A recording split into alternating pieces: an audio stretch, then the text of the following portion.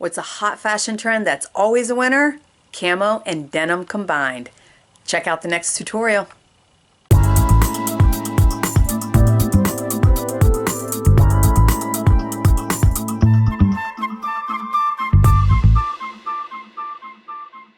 Good day, fashion friends. Welcome to my channel, Run It Back Rack. I am Katrina, your hostess with the Upcycling Fashion Mostess. There are two reasons for this channel. One is to create awareness for sustainability by taking something old and making something new. Two, my plan is to create myself out of the corporate shackles that is my 40-hour-a-week job. Come along with me on this journey and let's see how long it takes. In today's video, I'm going to take this camo jacket, and to start with, my initial plan, or should I say my vision, because everything is always a vision, right? A vision with no plan, and then we just kind of try to create the vision and go along with whatever happens. So working with denim, I have been saving these beautiful side seams that are very, very much used in so many different ways. What I'm visualizing is taking and cutting out a panel, not sure how wide, but let's say probably a couple inches wide, right here around the waist. Now if I do this in the front and the back, that's going to put me right between the pockets, so I gotta keep an eye on my size. And then what I want to do is take these side seams, denim side seams, and I want to make a loop. Now, I'm not sure if I want to make two loops and loop them together like chain, or if I do one loop and loop it through the top and the bottom. And then this will be cut out and open, and then you'll have denim coming through. I have the pieces that I cut, and if I fold them into a loop, and then I'm going to have to stitch these, and then cut a slit there and there after I cut this middle piece out, and then put the loops into the little holes. So I already started, but I'm gonna cut this area out, and let's hope that it works.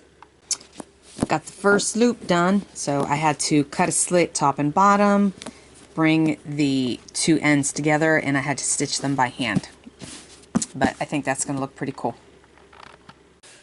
What I ended up doing is I hot glued all of the loops together, but then I went back over it with a zigzag stitch. This is on the inside, so even if it's just like tiny bit messy like that, it's not going to be seen. So I got all the loops sewed in. There is the back finished with the little loops. Kind of cool. And now let's figure out what we're going to do with the rest of it. Since this has a hidden button flap, I am feeling like I want to bring a strip of denim all the way down the front. That means where this is stitched, I will have to unstitch this. I definitely want to run a piece of denim down the front of this. I tore the seams out of this flap, and now I have pinned it back so it stays out of my way. I want to say this is true, legit upcycling, recycling, reusing, repurposing. These were a pair of jeans that were my guy's, and he ripped them in the butt, and that is not fixable. So I have been using these jeans for pieces and parts and using them on other upcycles. So it just so happens there's this part right here along the seam, and the collar kind of goes up here at an angle. And as I was trying to find what I was going to use and how I was going to put it on, I found this part that kind of fits perfectly, and it has a natural tear right here. So I think what I'm going to do is I'm going to use this portion. I have a little bit of messiness, or a little bit of material that I did not cut off. I did not cut close to the seam. So I think I'm going to leave that and distress it, so that'll give a little bit of fringe. Now I kind of wish I had a little bit more material. But I have to take my seam and come out over the edge, because I'm pretty sure my machine is not going to stitch through that many layers. It may. I may give it a try, but I am going to affix this part to the front flap. Now, I do have this part right here where I had used the bottom to practice painting on to see how it would look, and I had to cut it off, but I'm just going to patch in a piece of material right here, so it's just going to be like one little spot, so no big deal. It'll just give it that extra messy look. I'm going to probably, most likely, leave this flap open just because I like that.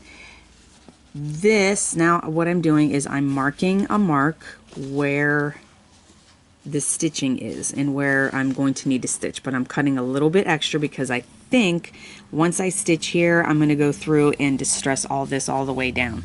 So I'm going to leave about 1/8 to 1/4 of an inch on the other side of that seam to allow for some distressed look. Here's a scrap piece that I am going to use. Now I'm going to stitch this way so I can fray this and have some more of distressed look. I allowed myself a little extra because this may have to go underneath of this seam. But what allowed me to do that was I had a little tiny bit of a cut. So I'm going to stitch these together, kind of like do some tucking and folding. I pulled this over this way, and then on the bottom there is just enough left to where it'll either be just perfect or I can distress that just a tiny little bit. So we'll figure that out later. But the first thing I need to do is stitch this together, so that way I now have one long panel, and then be able to tuck this under, and that's gonna look nice with that little fray right there. Okay, this is sewed on now, so I am going to fold this over a little bit, but I am going to and add this over top, but I am going to stitch this down first just to hold it into place so it doesn't wiggle around. Okay, I have everything either pinned or clipped into place. I'm now going to stitch down this side and then most likely stitch from the opposite side so I can follow this seam and not get on it so it won't fold back over. So I'm going to stitch all this into place. Okay, all stitched on both sides. I can trim some more of this if I want, but I'm really digging this. I love this little flap, and I love this natural strings, this natural rip distressing kind of thing going on. So that was kind of cool. I was able to utilize that. So now what I'm doing is I am distressing this whole edge right here. I personally use a very sharp box cutter. Just be very, very careful. Make sure you have a cutting mat. And I will either go in like this direction, and then I'll go in opposite directions, especially in these little tighter areas where I don't have as much material like I did up here. You don't want to cut any over here because you don't want to cut any of your seam where you sewed, because I used the blue thread, so you can't see where the blue thread is. So you want to stay on this side of the yellow thread. So what I do is I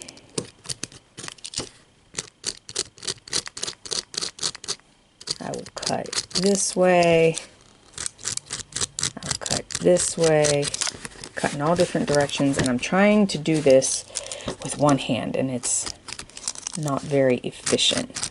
So I will just cut in different directions.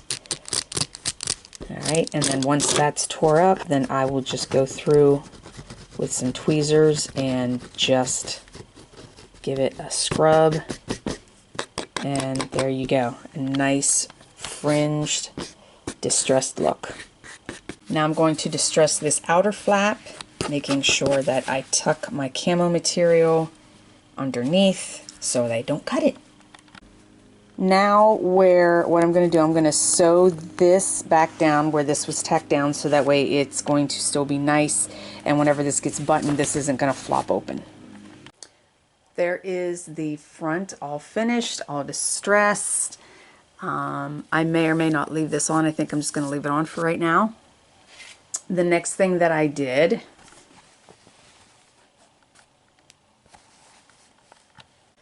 here's what I have so far. I have the panel sewed on the front. I did the little stud patch. I stitched it on the machine here and here. Even though this is open, it doesn't really matter. And I can't stitch down this way because of the inner flap for the buttons, and they are actually in the way. I got the cuff panels sewed on the sleeves. There is another shot of the back. Here is the bottom cuff on the other sleeve as well, and then I just realized as I was stitching this on and was finishing up that I put it on backwards, but it doesn't matter because then it's just two different colors of denim and it just gives it a more fun look. So the shade is just slightly off, but no biggie. The next thing I did, I am not a painter, so I have to use stencils. So I did use a stencil and I did a black cross with circle, but I'm going to go over it with gold, like a yellow gold paint, and do a dry brush effect to bring this design out, because the black and the camo just kind of like messes everything up. But that was my plan all along. So this is the next phase. Okay, there's the final painting. Like I said, I did the black background and then I just went through and touched it up with some leather paint in a gold metallic. Just a few final touches that I added. I put a waistband and did a zigzag stitch in gold just to give it a little bit of color and offset the gold over there, give it a little balance. And then I went through and I distressed couple little corners of the pockets. I might distress it some more, but for today I feel like I am done with this project. So there is the front, there is the back, still just the loops. I didn't iron them. I think I kind of like the 3D look to it, and I'm not sure if there's anything I want to do up here. I will think on it and maybe add it later.